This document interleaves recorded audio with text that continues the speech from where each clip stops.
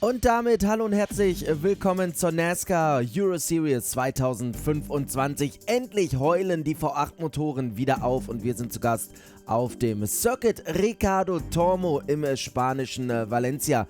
Zum 13. Mal wird hier gefahren, zum 12. Mal ist die NASCAR Euro Series der Headliner dieses Events. Wir schauen heute auf das erste von 2 Open-Rennen am Samstag. 15 Runden stehen da auf dem 4 Kilometer langen Kurs hier in Valencia auf dem Programm. Aber bevor es losgeht, stimmen wir euch jetzt so richtig ein. It's all about who visits Victory Lane here in the NASCAR Euro Series. No doubt, this year will be my year. This year a win because I have all the cars to arrive in the victory. Last of the late breakers into the first corner. He gets the position. Fabulous driving. We have already 2 championships and we want third one. I have one obsession and one goal, it's to win. I'm Patrick Schober and I'm the best NASCAR driver from Austria. Ladies and gentlemen, we have only one result. Get the second ring. Welcome to Ricardo Tormo here in Valencia. Are you ready for pure racing?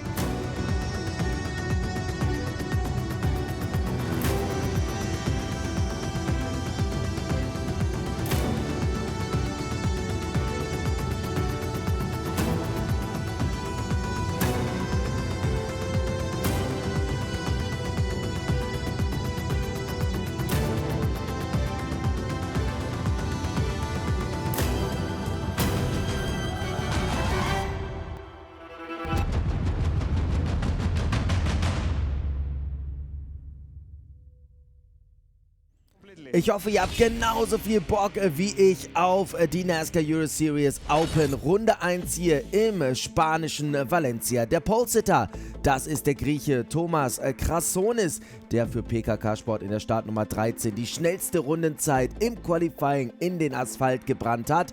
Hier haben wir gerade noch den obligatorischen Gridwalk hier in Spanien. Die Fans kommen wieder ganz nah an ihre Helden heran. Das ist die Startaufstellung. Thomas Krassonis neben Claudio Capelli, dahinter Patrick Schober und Martin Dubek. Und unser Luxemburger Jelinster, der startet aus der 4. Startreihe neben Thomas Toffel im Ford Mustang mit der Startnummer 30 von Rette Jones Racing. Und damit heißt es, Green Flag is in the air. Die Saison 2025, sie ist eröffnet.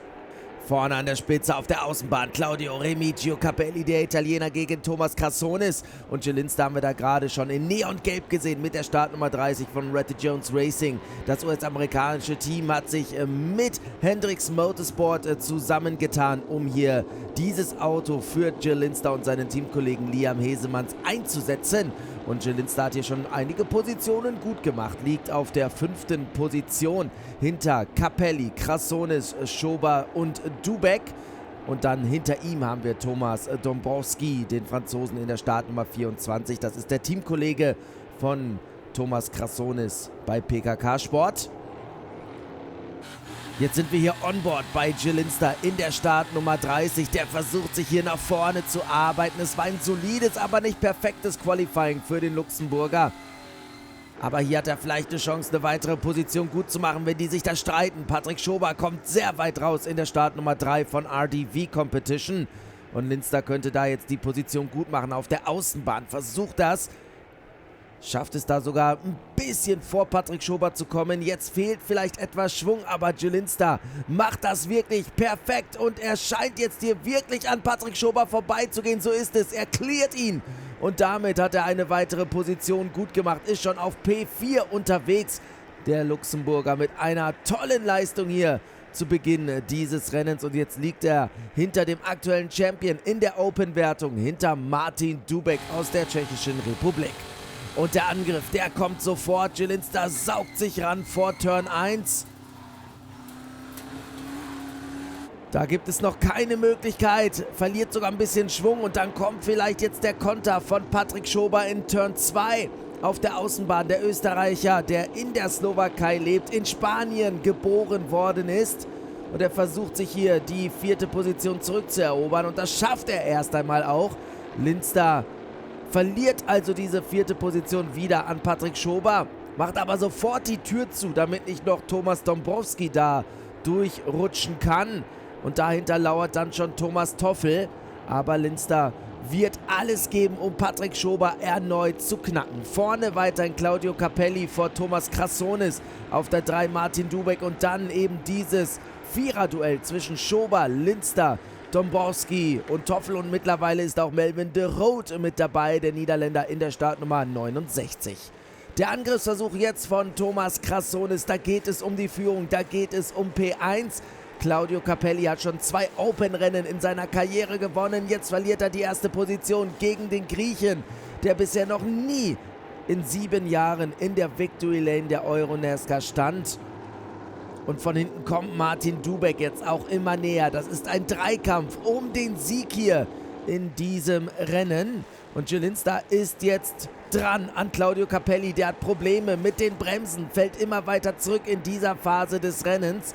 Gerade war er noch Zweiter, jetzt ist er schon nur noch Fünfter. Lindster macht diese Position gut. Claudio Capelli gibt alles, um nochmal einen Nadelstich zu setzen, aber er schafft es nicht an der Startnummer 30 von Retted Jones Racing vorbei und dann geht der Reifen kaputt. Reifenschaden bei Claudio Capelli. Bremsprobleme haben ihn in diesem Rennen so sehr geplagt, dass dann irgendwann der Reifen den Geist aufgegeben hat. Zu viele Flatspots und dann haben wir hier auch Valentino Gambarotto im Kiesbett und es gibt die erste Full Course Yellow. Vorne Thomas Krassonis, dahinter Martin Dubek, dann Patrick Schober, dahinter dann Jill Lindster und Gambarotto kommt jetzt hier auf die Strecke zurück in seinem Alumitech Ford Mustang mit der Startnummer 11. Da gibt es eine technische Allianz mit Carl Racing. Back to Green! Wir sind in der 11. von insgesamt 15 Runden hier beim Saisonauftakt der Open-Meisterschaft und Jill Lindster ist plötzlich dran an Patrick Schober. Zieht innen in Turn 1 rein und übernimmt die 3. Position und damit ist der Luxemburger jetzt hier auf Podiumskurs unterwegs. Lindster mit einem tollen Manöver, mit einem tollen Restart da aus der Full Course Yellow Phase heraus. Patrick Schober versucht es sofort mit dem Konter. Die beiden Side by Side, Türklinke an Türklinke. Lindster behauptet die 3. Position mit einem schönen Drift. Das ist Car Control. Hoch 10. Klasse Manöver von Jill Lindster im Ford Mustang von Retted Jones Racing. Ein US-amerikanisches Team, das unter anderem in der ARCA Menard Series fährt, aber auch eben schon Truck- und Xfinity-Rennen bestritten hat. Da ist einer seit Beginn des Jahres mit dabei, den der ein oder andere mit Sicherheit kennt. Greg Zipadelli, das ist der ehemalige Crew Chief von Tony Stewart. Und Joey Logano, der hier bei Retted Jones Racing mittlerweile angeheuert ist und sich eben auch dieses Europaprojekt des US-amerikanischen Rennstalls anschaut. Und er sieht wahrscheinlich dann von zu Hause aus einen bärenstarken Jill Lindster, der hier auf Top-3-Kurs ist, auch wenn Patrick Schober sich hier mit allem, was er hat, wehrt in seinem RDV Competition Mustang mit der Startnummer 3. Wir sind in der Schlussphase dieses Rennens. Es könnte nochmal einen heißen Kampf geben. Nee, es gibt sogar noch einen Ausfall und Drama pur. Der Champion von 2024 fällt hier aus mit einem Schaden vorne rechts an der Radaufhängung der Startnummer 7 von Hendricks Motorsport. Und damit geht der Sieg an Thomas Krassonis, sein erster in seiner NASCAR-Karriere. Herzlichen Glückwunsch an den Griechen und Jill Lindster wird hier am Ende noch Zweiter vor Patrick Schober, Thomas Toffel und Thomas Dąbrowski. Dahinter dann Sandro Tavatkiladze vor Melvin de Rood. Hier haben wir den Sieger. Hier haben wir Thomas Krassonis bei seinem Premierensieg in der Euro-NASCAR. Schauen wir auf die Sonderwertungen. Dąbrowski gewinnt die Master Trophy vor Tavatkiladze und Dominik Schark. In der Legend Trophy gewinnt Melvin de Rood vor Kenko Miura und Roberto Benedetti. Und in der Lady Trophy gewinnt Ariana Casoli vor Happy Nessa. Das war's hier mit der ersten Runde aus Valencia. Mein Name ist André Wiegold. Tschüss und bis zum nächsten Mal.